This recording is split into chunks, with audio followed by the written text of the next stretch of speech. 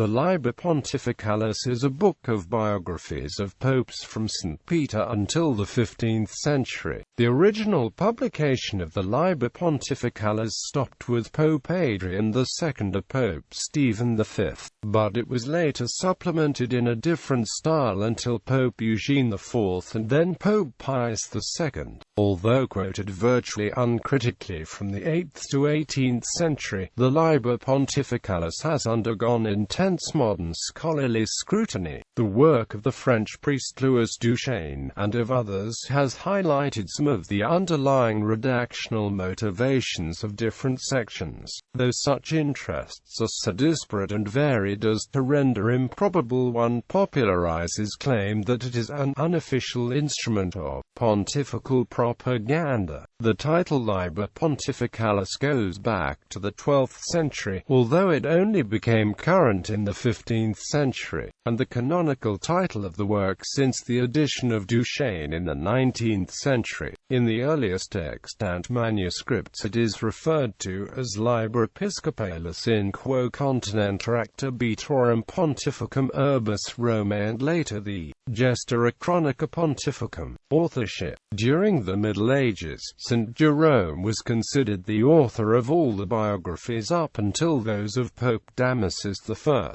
based on an apocryphal letter between St. Jerome and Pope Damasus published as a preface to the medieval manuscripts. The attribution originated with Rabanus Maurus and is repeated by Martin of Opava, who extended the work into the 13th century. Other sources attribute the early work to Hegesippus and Irenaeus, having been continued by Eusebius of Caesarea. In the 16th century, Onofrio Panvinio attributed the biographies after Damasus until Pope Nicholas I to Anastasius. Bibliothecarius Anastasius continued to be cited as the author into the 17th century, although this attribution was disputed by the scholarship of Caesar Baronius, Ciampione, Shellstrate and others. The modern interpretation, following that of Louis Duchesne, is that the Liber Pontificalis was gradually and unsystematically compiled, and that the authorship is impossible to determine, with a few exceptions to papal Primus Arius Christopher. The biographies of Pope Nicholas I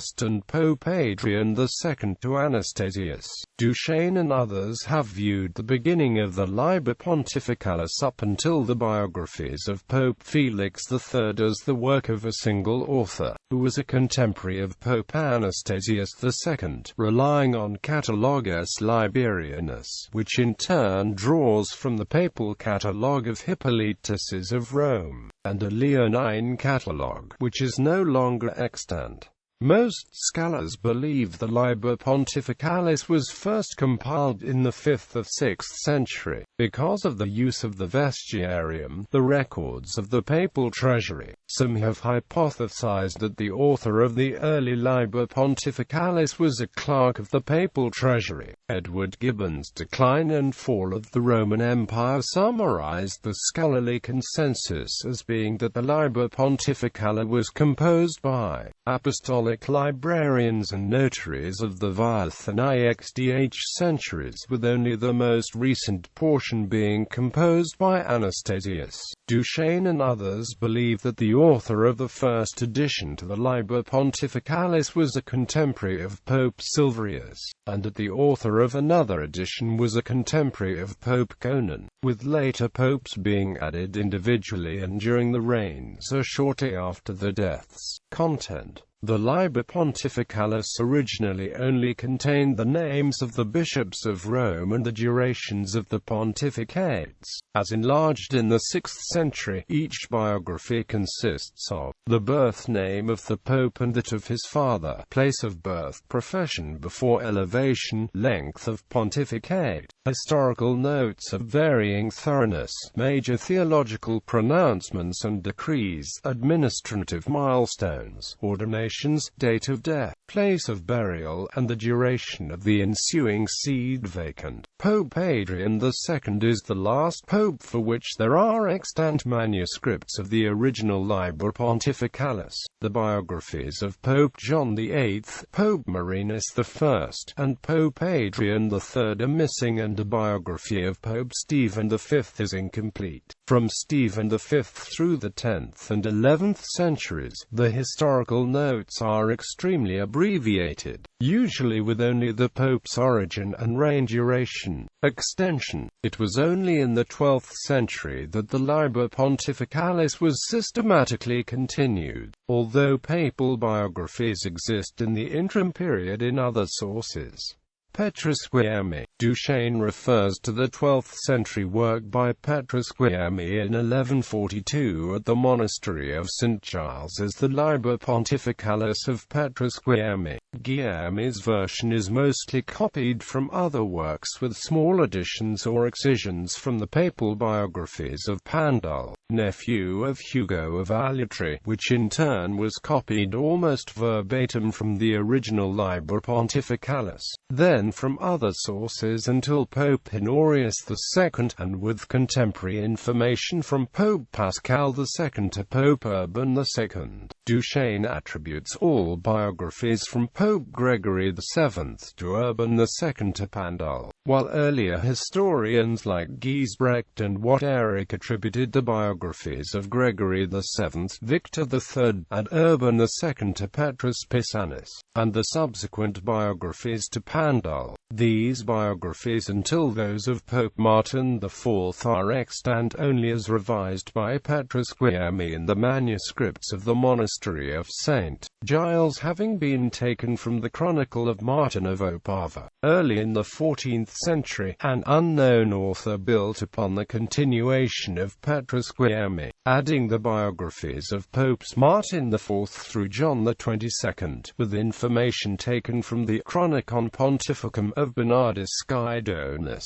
stopping abruptly in 1328. Boso. Independently, the cardinal nephew of Pope Adrian IV, Cardinal Boso, intended to extend the Liber Pontificalis from where it left off with Stephen V, although his work was only published posthumously as the Gesta Romanorum Pontificum alongside the Liber Sensuum of Pope Honorius III. Boso drew on Bonizo of Sutri for popes from John XII to Gregory VII, and wrote from his own experiences about the popes from Gelasius II to Alexander III.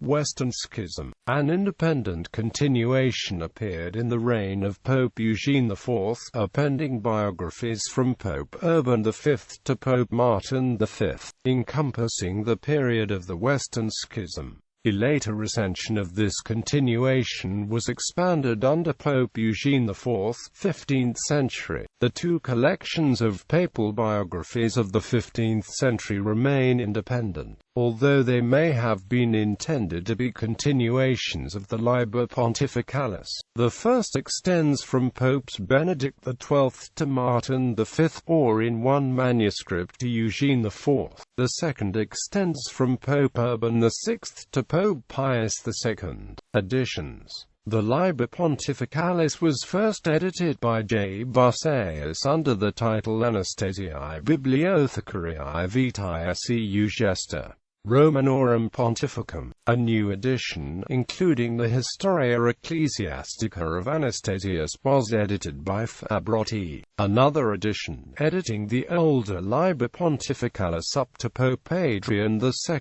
and adding Pope Stephen VI, was compiled by Fr. Bianchini. Muratori reprinted Bianchini's edition, adding the remaining popes through John XXII. Mina also republished Bianchini's edition, adding several appendixes. Modern editions include those of Louis Duchesne and Theodore Mommsen. Duchesne incorporates the Annales Romani into his edition of the Liber Pontificalis, which otherwise relies on the two earliest known recensions of the work. Mommsen's edition is incomplete, extending only until 715. Translations and further commentaries appeared throughout the 20th century.